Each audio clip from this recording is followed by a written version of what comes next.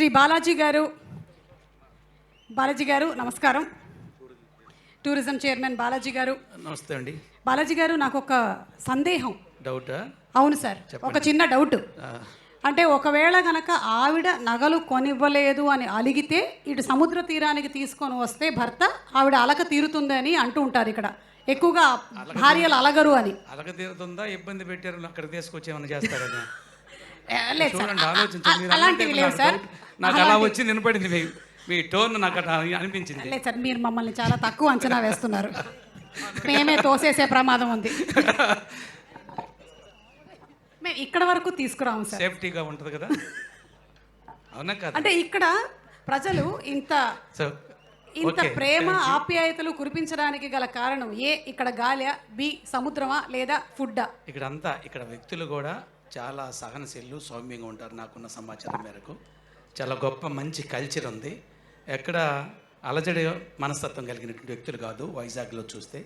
సరే, మీరు చూసినట్టు అద్భుతమైనటువంటి బీచ్లు కానీ, ఇక్కడ ఉండే వాతావరణం కానీ, ఇందాక మన వంశీ గారు చెబుతూ ఇక్కడ పుట్టడమే ఒక అదృష్టం, ఇక్కడ చూడటం అని. Really the great culture, great atmosphere ఉంది. మనకు టూరిజం అంటేనే స్టేట్లోనే నెక్స్ట్ టు గోవా కూడా ఇంత గొప్పగా ఉండదు. యాక్చువల్గా నేను చూశాను కానీ ఇంత గొప్పగా ఉండదు.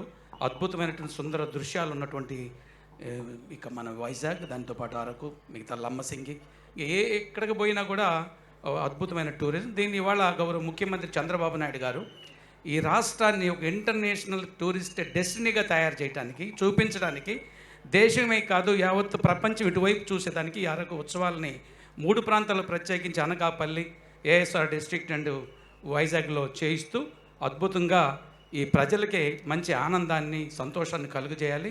ఇందాక కొంతమంది చెప్పినట్టు అభివృద్ధి సంక్షేమ కార్యక్రమాలతో పాటు వాటి అందించడమే కాదు, ప్రజలకు కావాల్సినట్టు ఆహ్లాదకరమైన వాతావరణాన్ని వారు సంతోషంగా ఉంచేదానికి ఈ ఉత్సవాలు ఏర్పరుస్తున్న గౌరవ ముఖ్యమంత్రి గారు ఏదైతే కూటమి ప్రభుత్వ నాయకుడిగా ఉన్నారో ముఖ్యమంత్రి గారు, వారితో పాటు ఉన్నటువంటి సహచర మంత్రివర్యులు కూడా చాలా సంతోషం ఈరోజు ఈ ఉత్సవాలు జరగటం. అందున ఇలాంటి అద్భుతమైన వాతావరణం ఉంటుంది.